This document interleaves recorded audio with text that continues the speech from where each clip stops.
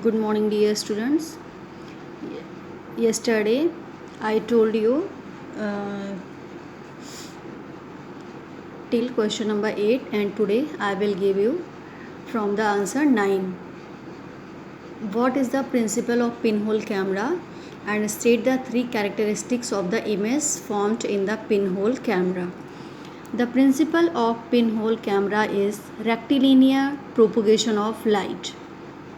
And characteristics of image formed in pinhole camera, that is the image is inverted first, second image is diminished, third one the details of the object such as color, size, etc. are clear in the image. And question number 10, what changes will take place in the camera in the image formed on the pinhole camera if the tissue paper screen is moved away from the pinhole? Image will remain inverted and it will become bigger in size, always smaller than object and somewhat less bright. Image will remain inverted, it will become bigger in size, always smaller than object and somewhat less bright. And question number 11 is the how will you use pinhole camera to see the solar eclipse, and what precautions is necessary in its use? Refer to page number 138.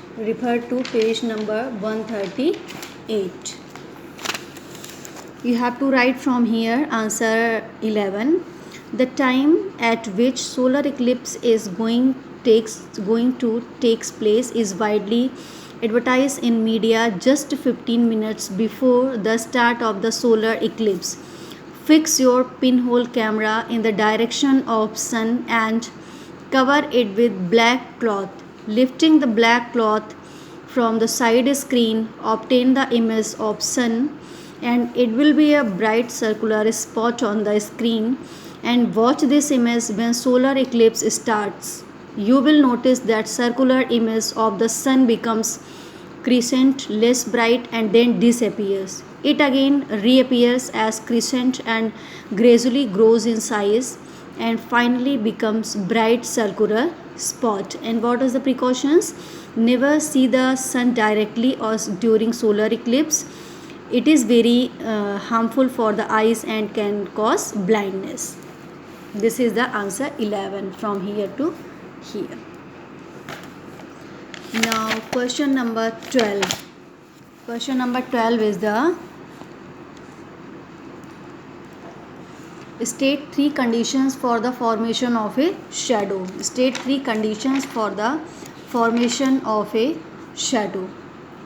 Page number 139. Refer to page number 139.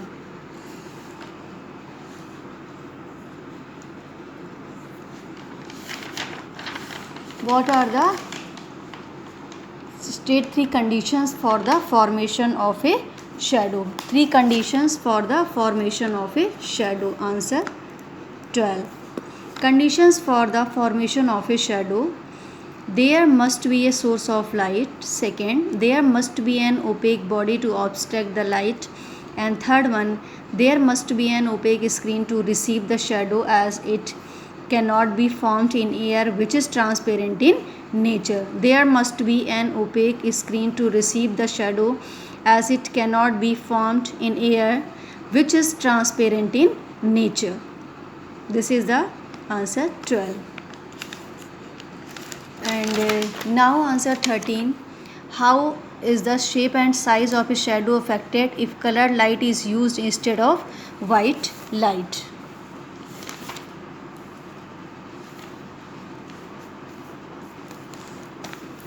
Answer 13.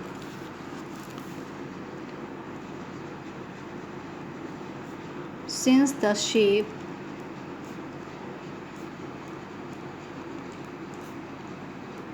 and size of a shadow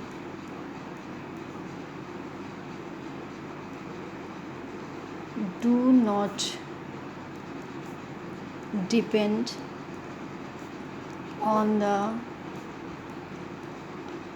color of light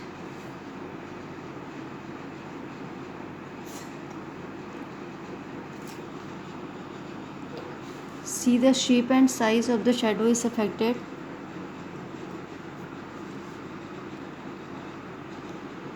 Since the shape and size of a shadow do not depend on the color of the light,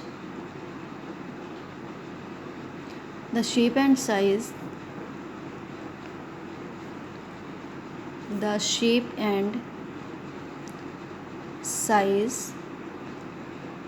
the shadow is affected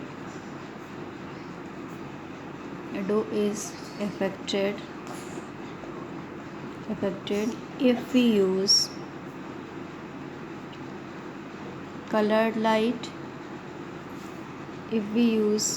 colored light instead of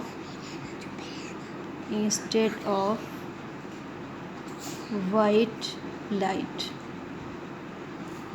13. Since the shape and size of a shadow do not depend on the color of light, the shape and size the shadow is affected if we use colored light instead of white light. Answer 14. What do you understand? Question number 14 is what do you understand by the term reflection of light? Name two objects which can reflect light.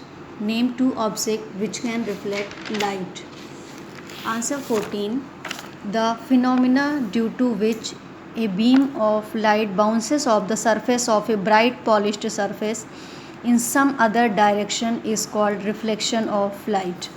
The phenomena due to which a beam of light bounces off the surface of a bright polished surface in some other direction is called reflection of light.